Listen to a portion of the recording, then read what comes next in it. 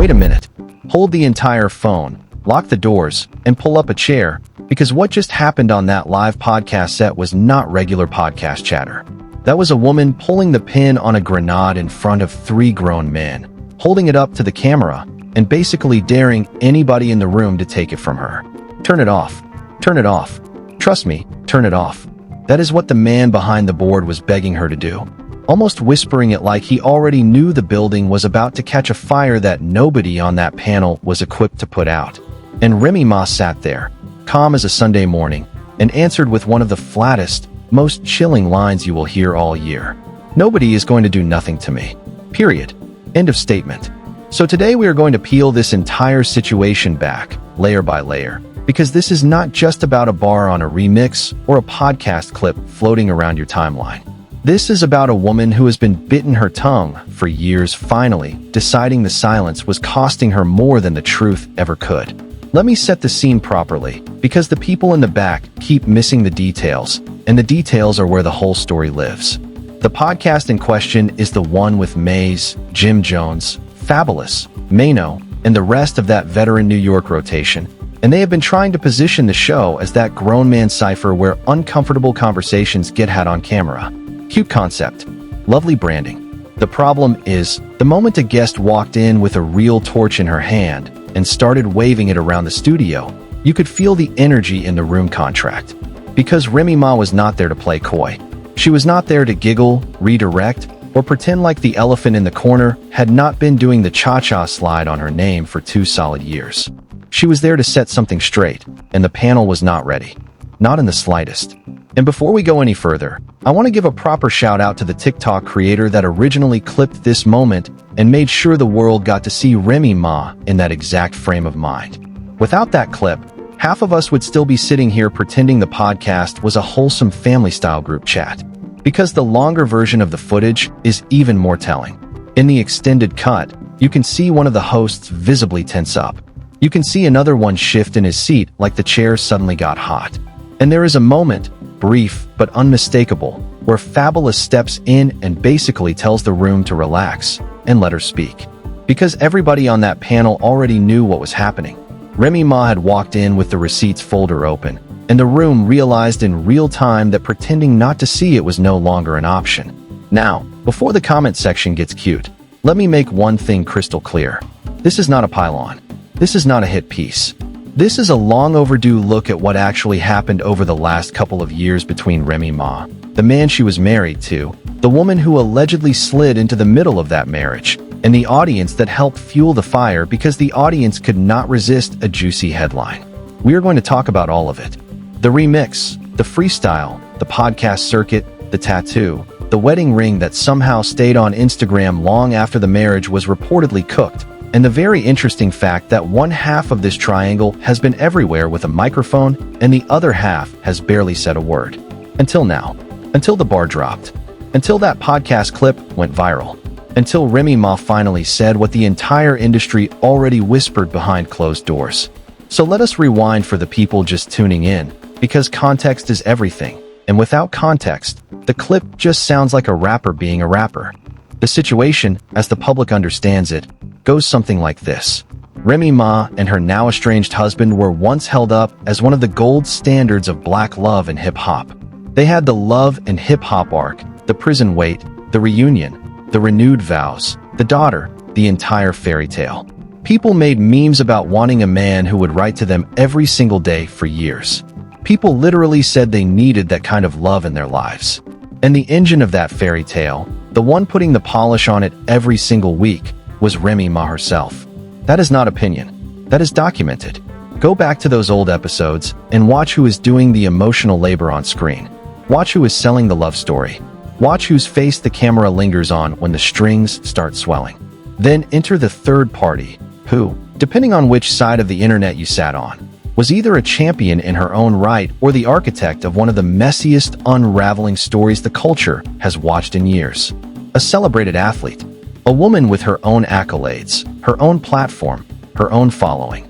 A woman who, by multiple accounts, was once friendly with Remy Ma in the way that women in adjacent industries sometimes orbit each other. And then, as the story unfolded, That orbit allegedly tightened to a point that nobody on the outside saw coming. Whispers turned into screenshots. Screenshots turned into tattoos. Tattoos turned into podcast confessions. And before the public could fully process what was happening, the so-called black love fairy tale had been replaced with a three-headed soap opera that the algorithm could not get enough of. Here is the part that the people defending the husband do not want to address. While Remy Ma was reportedly biting her tongue and trying to keep some dignity intact for the sake of her daughter and the sake of her career, the other side was on a press run. We are not being dramatic. We are being literal. The Breakfast Club. Multiple times. Sit-downs with Angela Yee. Conversations with Melissa Ford. The Vlad TV exclusive. Podcast after podcast. Interview after interview. Anybody with a microphone and a ring light was getting a version of the story that conveniently centered the husband and the new woman as the protagonists. And what did Remy Ma do? She mostly stayed silent. She let them talk. She watched the narrative shape itself in real time, and she did not lift a finger to correct it. And that, right there, is the part the audience keeps glossing over. Silence is not the same as guilt. Silence is sometimes the most expensive form of patience there is. Because while the other side was running their mouths and collecting clip after clip of so-called clarity, Remy Ma was sitting on what people are now calling a folder. A folder that, if the rumors are even half true, would rearrange the entire conversation. That is the part the hosts of that podcast were begging her to leave alone. That is why one of the men in the room was leaning over the desk telling her to cut the microphone. Because once that folder opens, certain reputations do not survive the breeze. And everybody in that studio knew it. Let us talk about the song. Because the song is where this whole conversation cracked wide open. The track is called Ever Since You Left. Look at the title for 2 seconds and tell me what the title is about. It is right there in the words. The whole premise of the song is, ever since you left, here is everything I have been doing. It is a victory lap. It is a flex. It is a woman with a platform reclaiming her own narrative on a track that was originally led by another artist who himself has been navigating his own breakup. The remix gave Remy Ma a runway, and she used every inch of it. She used it to remind everyone listening that her resume did not start the day the gossip blogs found her. She used it to remind everyone that she is, at her core, a lyricist who came up in the era when bars were a contact sport. And she used it to point a few well-aimed darts at people she felt deserved them. Was the song subliminal? Sure, in the technical sense. She did not name anybody. She did not have to. The bars were specific enough that the people they were aimed at could feel the heat through the speakers. And then there was the other track, the one with the title that translates roughly to Why Are You Fabricating Things, which is even more pointed. Stack the two records back to back, and the message is unmistakable. Remy Ma is tired of being painted as the bitter ex while the other parties run laps around the press circuit revising history in real time. That is the framing. That is the energy. That is the entire reason that podcast moment landed like a thunderclap. Now back to the podcast. Because we cannot let this slide. There is a moment in that footage where the co-host essentially tries to redirect the conversation, and another one tries to play referee, and Remy Ma sits there with that classic Bronx flatness on her face and refuses to soften the message.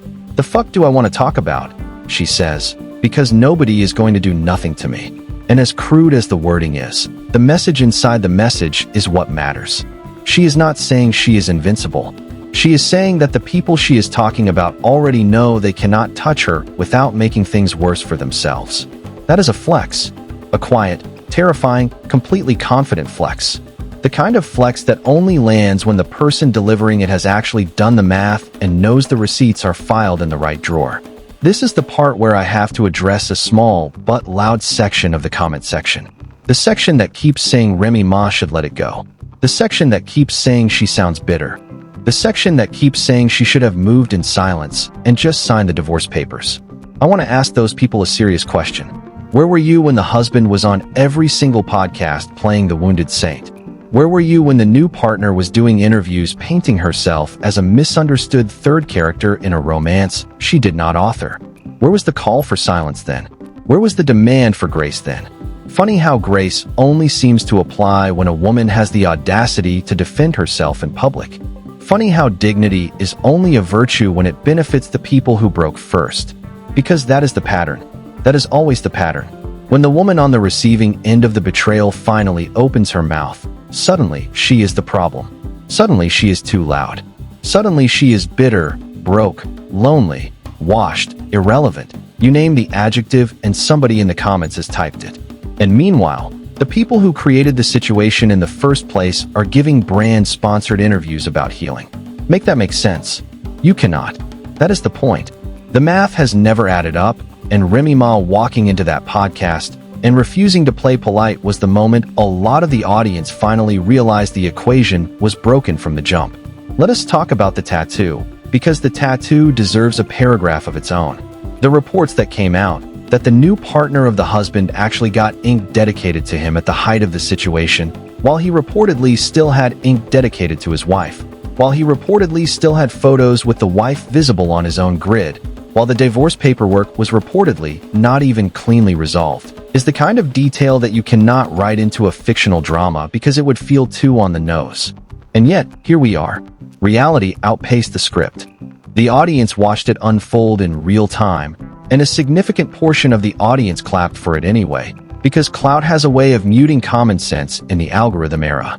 Some people were riding for the new pair because they were fans of the boxing career. Some people were riding because they like a villain arc. Some people were riding because they simply do not like Remy Ma and never did. All of those reasons are real. None of them change what the situation actually was on paper. And let us not pretend the husband himself has been an innocent bystander in his own story. He is not. He has been on the press run too. He has done long-form sit-downs. He has gone on Vlad TV and delivered a version of events that placed himself in a curious middle ground, both wounded husband and free agent at the same time. He even said, at one point, that your partner is a reflection of you, which, when you really sit with it, is one of the most accidentally honest things a man in his position could have said on camera. Because if your partner is a reflection of you, then the public Remy Ma, the loyal, polished, ride-or-die Remy Ma, is the version of him he wants to advertise. But the post-Remy Ma version of him, the one currently making headlines for the wrong reasons, is also a reflection of him. He cannot have both.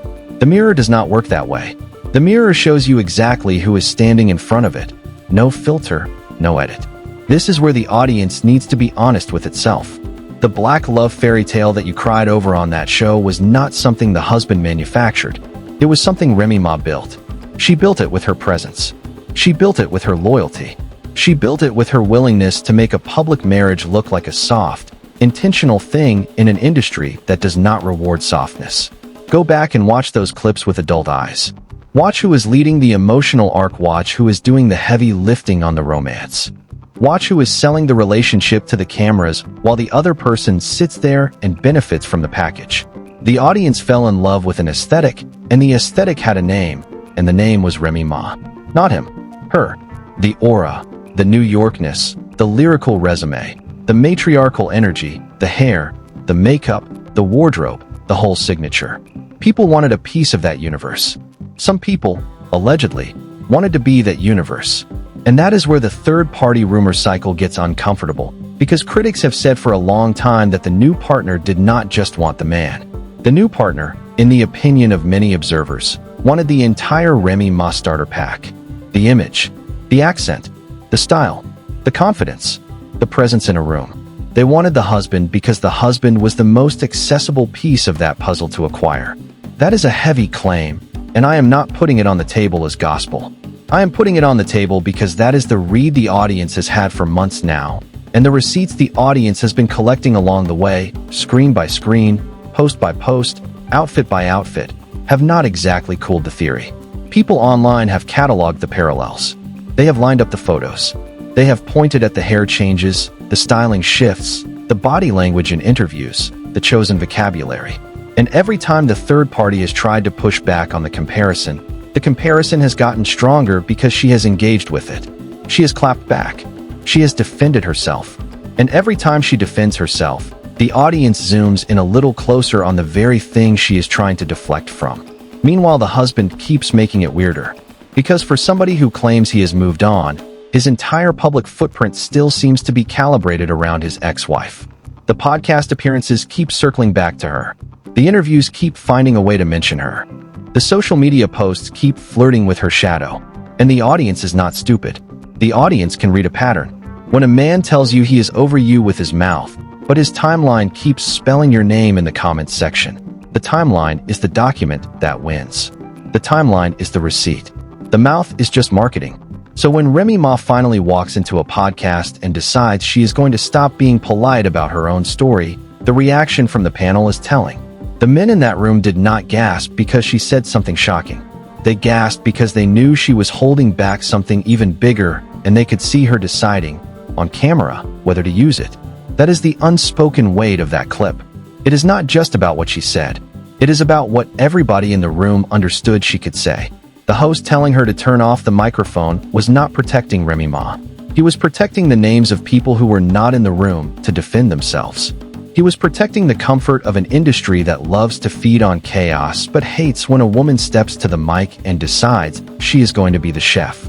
And here is where I want to take a breath, because we are about to step into the part of this story that nobody really wants to talk about out loud. The part where the audience itself shares some of the responsibility for how big this whole spectacle got. Because none of this exists in a vacuum. None of it. The press run from the husband. The interviews from the new partner. The clout cycle, the rumor cycle, the screenshot cycle. All of it was fed by an audience that could not stop clicking. We did this. The collective we. We clicked. We commented. We argued. We took sides. We made entire pages dedicated to dissecting an unraveling relationship like it was a season of prestige television. And the people on the inside of that relationship learned, very quickly, that there were dollars to be made in the unraveling. So they kept unraveling, on camera, for views. That is the engine. That is what kept the engine going. That is why the Remy Ma podcast moment landed differently. Because Remy Ma did not feed the engine.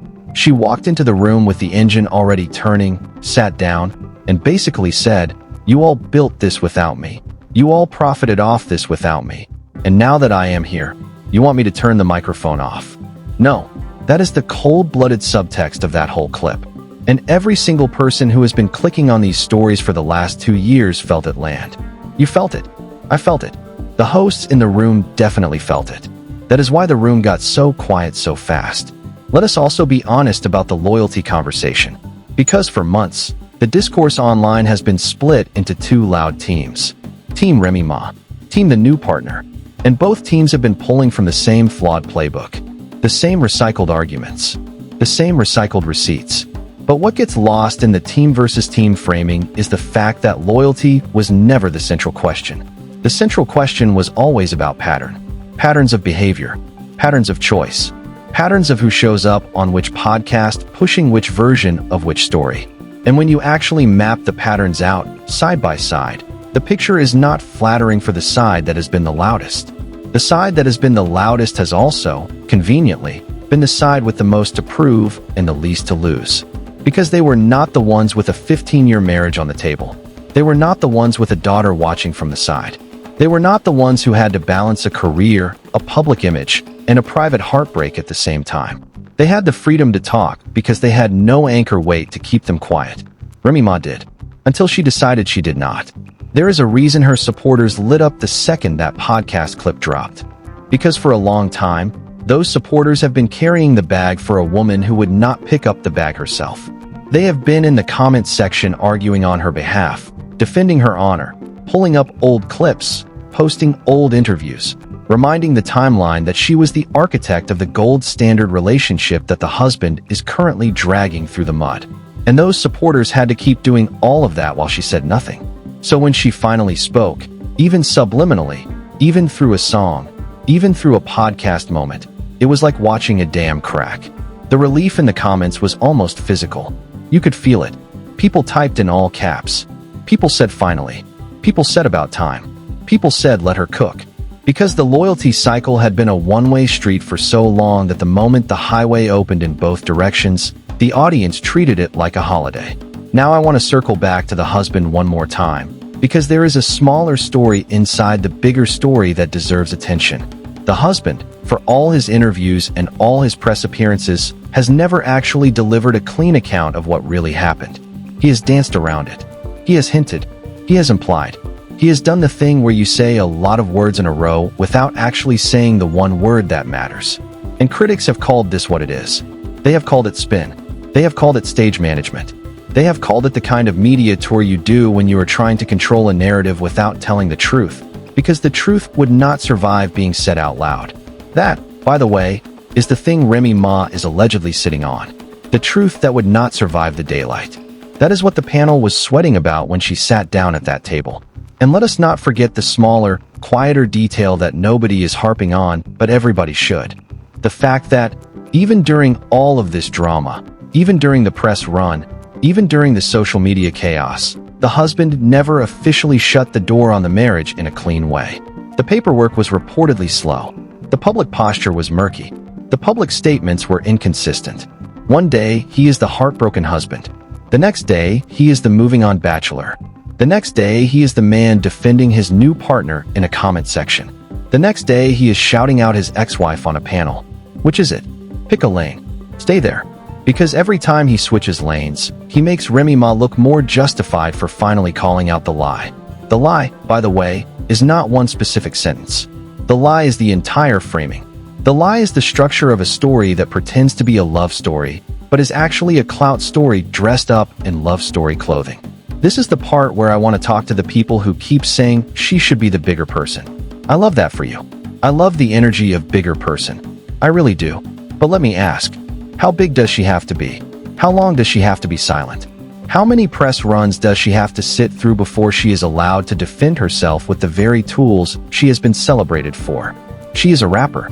She is a Bronx-born, Grammy-nominated, legacy lyricist. Her tool for self-defense has always been a 16. So when she finally picks up the pen and writes a 16, telling her to be a bigger person is essentially telling her to stop being herself. And if you are asking a woman to stop being herself in order to make a man and his new partner feel comfortable, you should hear how that sounds out loud. You should really hear it. Here is the other thing nobody is saying. The reason the panel froze in that clip is because the panel knew. Everybody on that panel has heard the whispers. Everybody on that panel has been at the same dinners, the same studios, the same after parties, the same private moments where the actual truth about this saga has been discussed in low voices over expensive drinks. They know what Remy Ma knows. They know what she is sitting on. They know the names that have not been said out loud yet. They know the receipts that have not been posted yet. They know the chapters of this book that the audience has only seen the table of contents for. And when she leaned into the mic and said nobody is going to do anything to her, they knew exactly why. Because the consequences of touching her right now would be louder than the consequences of just letting her vent. So where does that leave us? It leaves us in a moment, a real moment, where the culture has to decide what it actually values. Every time she logs on to defend herself, she adds another paragraph to a story she keeps insisting she did not write. Every time she clarifies, she muddies. Every time she pushes back, she pushes the conversation forward in the worst possible direction for her image. And what does Remy Ma do during all of this? She drops a song. She gets on a podcast. She raises an eyebrow. She lets the other side write themselves into deeper corners. That is strategy. That is the long game. That is what it looks like when a woman who has been to war before knows exactly how to choose her battles and exactly how to time them. There is a lesson in here for anybody paying attention. The lesson is not about beef. It is not about cheating. It is not even about hip-hop. The lesson is about narrative control, about patience as a weapon, about the difference between reacting and responding, about the value of the receipt you do not post versus the receipt you do, about what it means to sit in your own story long enough to know which sentences to release and which sentences to keep for later. Remy Ma is doing a masterclass in narrative control right now, and the people who keep telling her to be quiet are missing the point. She is not being loud. She is being precise. There is a difference. Loud is reactive. Precise is calculated. And what we have been watching from her over the last few weeks is calculated to a degree that should make the other side nervous. Because the next move is the one she has not made yet. And that, right there, is the cliff. Because the next move is the one everybody on that podcast was begging her not to make. The next move is the one the husband cannot afford. The next move is the one the new partner has been provoking without realizing she has been provoking it. The next move is the receipt Remy Ma has. The receipt she has been holding. The receipt that turns the entire narrative on its head if it ever sees daylight. And the question is not whether she has it. The question is whether she chooses to use it. The question is whether the next bar, the next podcast appearance, the next interview, is the moment she finally turns the page from subliminal to specific. Because right now, she is still letting the music do the talking. Right now, she is still letting the room speak for her. But everybody in the studio that day, and everybody watching the clip after, knows that the moment she decides to stop being subtle, the entire conversation changes overnight. Let us take a slight detour into the industry context, because the industry context is what makes this whole moment hit so different. New York hip-hop has always operated on a code. The code is not written down, but everybody who has ever sat in one of those green rooms knows the rules. You do not air your business in mixed company. You do not pick at scabs in front of cameras you do not control. You do not give the audience a key to a door that was supposed to stay locked. That code, for decades, kept a lot of the dirtiest laundry tucked away in private apartments and back-of-the-bus conversations. The husband, the panel, the wider circle of veteran New York rappers, all of them grew up inside that code. They are fluent in it. They expect everyone in the room to be fluent in it. So when a woman walks into the studio and signals, with her posture alone, that she is not particularly interested in honoring the code anymore, the temperature in the room changes instantly. That is the temperature change you can hear in that clip. That is the panic in the host telling her to turn the microphone off. He is not panicking because she is being inappropriate. He is panicking because he can feel the unwritten code cracking in real time, on his own stage, with his own brand attached. And that is what makes the moment culturally significant. It is bigger than the diss, bigger than the song, bigger than the husband and the new partner. It is a generational fracture playing out on camera. The older code says, handle it offline. The newer audience says, handle it on camera or it did not really happen. The woman in the middle of that fracture, the one who is being asked to choose between two incompatible playbooks, has decided to write her own playbook. And the new playbook reads simple. I am not going to lie for you anymore. I am not going to pretend for you anymore. I am not going to swallow what you did to me in public just so you can keep collecting press dates. If you want to keep talking about me, the price of admission just went up. That is the new playbook. That is the new code.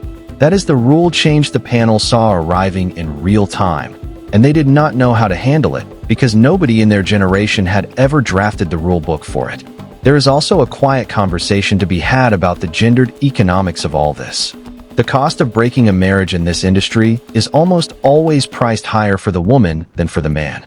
A man can step out of a public marriage, take a few hits in the comments, sit down for a redemption interview, and the audience forgives him in a single editing cycle. A woman, however, gets to keep paying the bill long after the divorce is filed. Her tour numbers get scrutinized. Her relationship history gets dragged out of the closet. Her parenting choices get put under a microscope. Her age gets weaponized. Her body gets weaponized. Her loyalty gets rebranded as desperation. That is the bill nobody warns you about when you sign up for the public marriage. And the woman currently sitting at the eye of that storm has been paying that bill in installments for 2 solid years, while the other side has been collecting a refund. So when she finally walks into a podcast and refuses to keep paying, you cannot really be surprised. You should be more surprised that she paid for as long as she did. Now, about the new partner. We need to talk about the press strategy on that side, because the strategy has been visibly, painfully miscalibrated. Somebody in her camp told her that the way to win the public over was to keep engaging. Keep clapping back. Keep posting. Keep doing interviews. Keep planting little flags in the timeline. And on paper, in a normal celebrity context, that strategy might work. The problem is that her opponent in the court of public opinion is not just a person. Her opponent is an aesthetic. Her opponent is a legacy. Her opponent is a 15-year marriage that millions of strangers cried over together on a reality show. You do not out-content a legacy. You cannot out-clip an aesthetic. Every post she makes is a post on a chessboard her opponent has been studying for a decade. Every clapback is a move she has to commit to in writing, while the other side simply leans back, smiles, and lets the camera catch the smile. That is not a fair fight. That has never been a fair fight. And the new partner, somewhere in her gut, has to know it, because the energy in her recent appearances has been visibly defensive in a way it was not 18 months ago. That is the look of somebody who has begun to suspect she may be on the wrong side of the long game. And the long game is the only game that ever really mattered in hip-hop in the first place. Let us also talk about the press circuit fatigue, because the audience is feeling it too. Every time the husband sits down for another interview, every time the new partner posts another paragraph, every time another podcast clip drops with a hot take on the situation, the audience is processing it through a lens that has grown more skeptical with each cycle. The audience can sense when somebody is overplaying their hand. The audience can sense when an interview is being run for clout rather than for clarity. The audience can sense when a press tour is starting to feel desperate, and the audience has begun to push back. Comment sections that used to be split right down the middle are starting to tilt. Reaction channels that used to ride for the new partner are starting to soften their stance. The tide has been shifting for months, quietly, the way tides shift before everybody on the beach notices the water is suddenly at their ankles. The viral podcast clip is the moment everybody on the beach finally looked down at their feet. And inside that tidal shift, there is a smaller, more intimate story about a daughter. We do not talk enough about the daughter. We should, because in every interview and every clip, there is a child in the background whose parents are conducting their marriage in public, and that child has been watching, quietly, with an awareness that probably outpaces what either parent realizes. The audience does not get a vote on what that child sees or hears, but the audience does get a vote on what we choose to amplify. And every time we amplify the messy version of this story, we contribute to that child's inheritance of the noise. The mother in this story has, by all accounts, been deliberate about keeping that child out of the line of fire. The father has been less deliberate. The new partner, depending on which corner of the timeline you read, has occasionally seemed to forget that the child exists at all. That asymmetry of care, in the long run, is the receipt that will outlast every podcast clip. Because children grow up. They remember who held the line and who did not. They remember which parent shielded them and which parent let them get splashed. That ledger does not close when the divorce is finalized. That ledger keeps writing itself for years after. And the side that has been carrying themselves with the most discipline on that front is, surprise, the side that has been talking the least. Speaking of discipline, let us name one more thing the audience does not give her enough credit for. Her musical output throughout this saga has not faltered. The bars are still sharp. The flow is still clean. The presence on a track is still magnetic. A lot of artists in her position would have phoned in the music and leaned on the gossip cycle as a substitute for craftsmanship. She has not. The two records that are at the center of this moment are not loose, sloppy clout records. They are technically sound. They are written with care. They are arranged in a way that respects the listener. That is not nothing. That is a working artist refusing to let her personal life corrupt her professional standard. And that, more than anything else, is why the supporters in her camp are so vocal right now. Because they are not just defending a wife. They are defending a craftswoman whose craft has held up under conditions that would have broken most of the people criticizing her in the first place. So as we close this out, I want to leave you with this thought. Drop your honest take in the comments. Are you team patience, where Remy Ma stays in this strategic, quiet warfare mode and lets the other side keep writing checks their reputation cannot cash? Or are you team open the folder, where she finally decides enough is enough and lays out the receipts in a way that ends the discussion once and for all? There is no wrong answer. But the answer you choose says something about how you read women in this culture, how you read public marriages in this culture, and how you read the difference between strength and silence. Because they are not the same thing. They never were. And the woman in that podcast clip, sitting calm at the table, looking the host in the eye, telling him nobody is going to do anything to her, is the living, breathing example of what it looks like when strength and silence finally part ways. Stay tuned. The next chapter is coming. And when it does, you will want to be in the room early. See you next time.